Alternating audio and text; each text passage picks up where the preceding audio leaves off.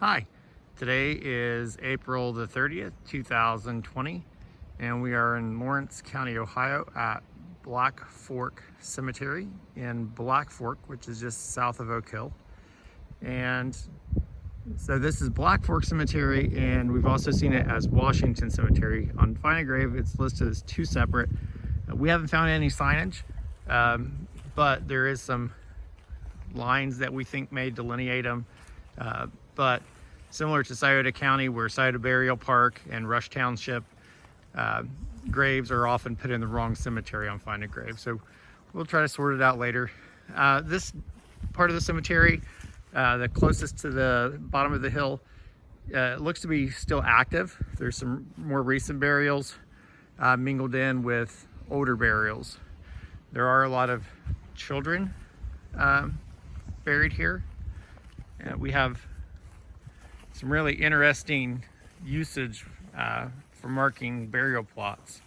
So this one's 1921 with just one burial that it appears, and it's surrounded by iron pipe. We have William Henry in 1933, William Quick in 1940. Out there, right next to the road, we have a burial from before 1930. We have one here for Laura Bolin. And as we go up here, you can see this concrete and iron pipe enclosure. There's no gate. Also no visible marker. But there is a stone that has a B. We did see that there's some photo requests for Bolins. So it's a reasonable suspicion that that is also a Bolin burial, as are these. And you can tell people have been in here. The grass has been maintained. Some of the headstones have been righted. They are unsafe as they sit. The foundations are broken and they're just kind of precariously mounted there. But one of the amazing features is the number of cedar trees. So in these rural cemeteries, we'll find a juniper tree or a western red cedar, one or two. Very few cemeteries, with exception of Vernon Cemetery. A lot of the cedar trees have rotted out, and the only thing that's left is stumps. But this cemetery has a lot. Here we have, looks like Elizabeth, maybe just Eliza. Dower, maybe Daughtry. So this would be a good one to come out and do some work in. That's probably the top part of this monument. What's unusual is here we have this great big huge open section, and there's just very sparse burials. Very sparse. And of course, I say burials, there are probably a lot more burials than what's apparent. And the markers have been removed. Here we have John Stevenson, 1855. We'll have to come back and photograph that one. But this whole open area, there's a lot of sinkage. It's not really wet, but the ground is very unlevel. William Douglas. Now we're just on the very edge of the cedar trees. One of these days I'm going to invest in a gimbal for my camera so that it's not as shaky for you all. So if it gives you a little bit of a headache, I'm sorry. Here are two handmade concrete markers for Lester Nance and Albert Nance. These were photo requested on Find a Grave. Here we can see the back of a marker, and you can see some of this streaking on the back. When we come around to the front here, you'll see why. So this is the grave for Melinda, wife of Christian Bauer, died April 16th, 1881. See that bright white there? I'm guessing that it's been cleaned with a caustic, either with bleach or maybe shaving cream. But if you feel it, there's really no sugaring. It's essentially melted. So most time if you clean with D2 or just like a pH neutral Dove or Ivory soap, you'll still have grain in these older markers because you're just killing the biologic. You're not actually removing the surface material. But this is smooth. I mean, it doesn't look like it's been ground down, but because you can see where it's ran. And then they've tried to look like they've tried to clean the bottom. And then they did the name. And they said, oh man, this is hard work. I don't want to do too much more. And you can see where they come up to the top and it's just streaked down the back.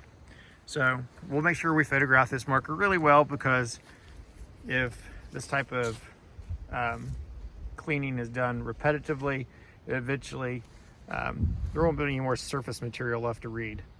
So little details like this epitaph won't be legible anymore. More cedars, really neat. And then we have, this looks like this might have been a burial vault that's been filled in.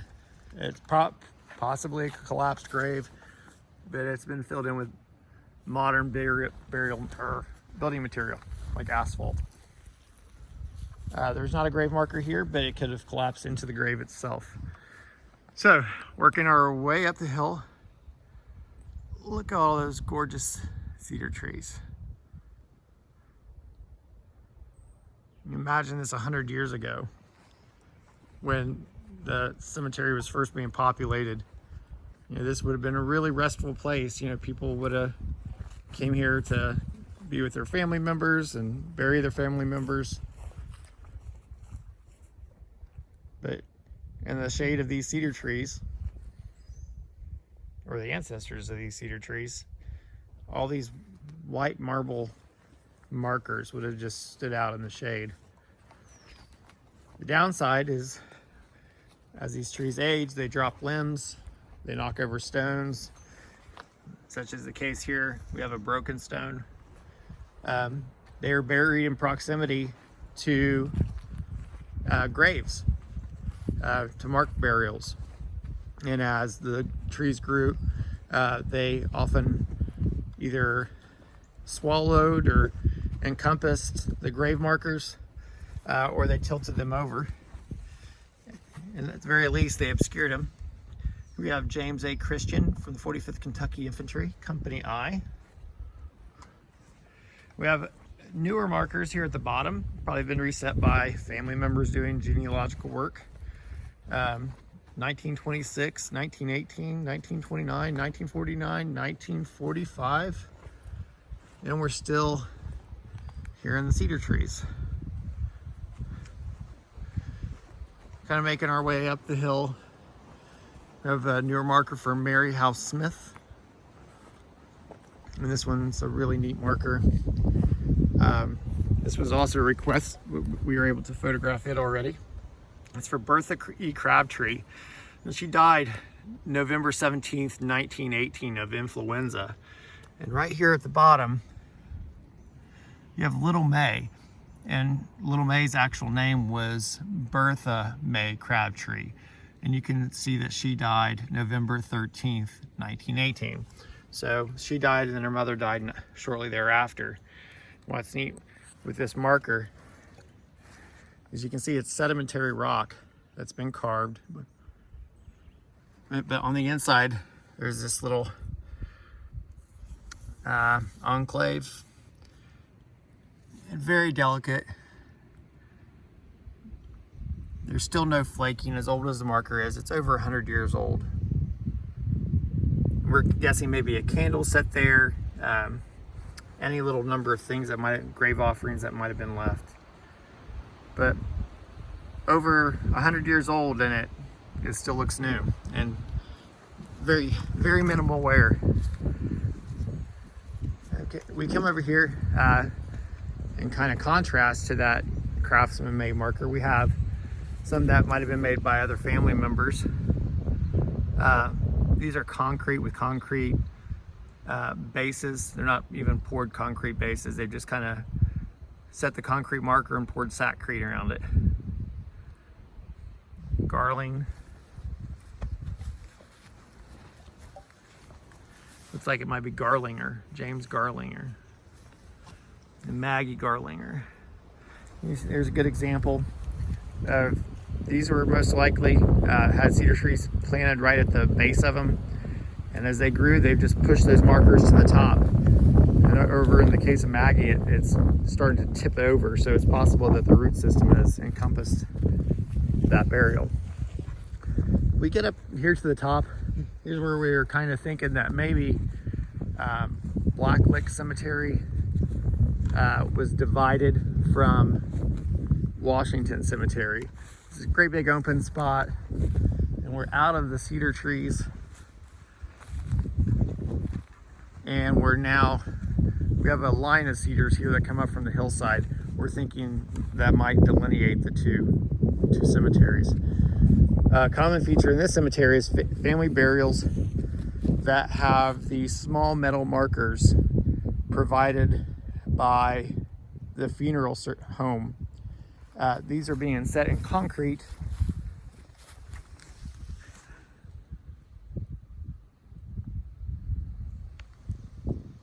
and then family side by side. These are very low markers, and it's really important that they're documented because all it takes is an errant weed eater string and the number flips off, and then the courthouse burns down and there's no record, and before you know it, we don't even know these people existed. So if you're able to, just reading headstones, especially these small metal signs, it's very important. Schaefer Johnson. Such as Schaefer Johnson's case, an infant would have very little genealogical material out there. You know, they never married, they never divorced, they never owned land. Their birth may not have even been registered. So the only evidence that they existed is often their burial information. In this cemetery, we have a lot of Smiths. If this is indeed another cemetery, Washington Cemetery only shows 8 burials. So it's really hard to say. So we're going to photograph everything, or as much as we can in a day. We still have to stop down in Proctorville, Ohio. But we want to capture as much of this as possible because we never know if we'll be back. But the cemetery's not going anywhere, so if anyone else wants to visit it, I encourage you to. This is a Simpson family. We have Malone's down over the hill. Kind of work our way up this way towards the car. We still have to take some 360-degree photos so we can add this to Google Street View so that other folks can find this cemetery. The road we came up off of was Black Lick Fire Brick Road. So we're thinking there might have been a furnace near here or a brickworks. And another indicator for brickworks are these monuments or grave markers, so you can call them monuments, that are brick. I don't know if they're brick pavers, but they're all along here. And we think that they can be attributed given the grave size. If you look, there's some grave collapse that kind of lays out about how big a coffin would have been. And it looks like children burials, but we think they may be the children of Anderson and Ellen Brown. As we go back up further to the car, we have more of the small metal signs that have been embedded in concrete. And this is the Carter family. That's Luna Carter there. 1903 to 1980, maybe. Then we have Cantors, Evans, and more Smiths. And just for one quick view, just a slow pano across the cemetery.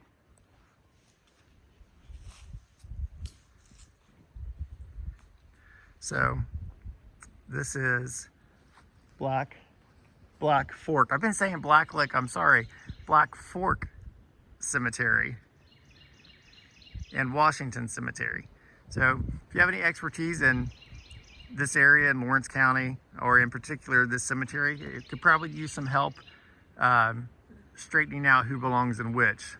And if you are a member of local government and believe in preserving not only our ancestry and our heritage, I would encourage you to allocate funds for proper signage so that people can find where their ancestors are buried at. But I'd like to thank you all for watching. Have a great day.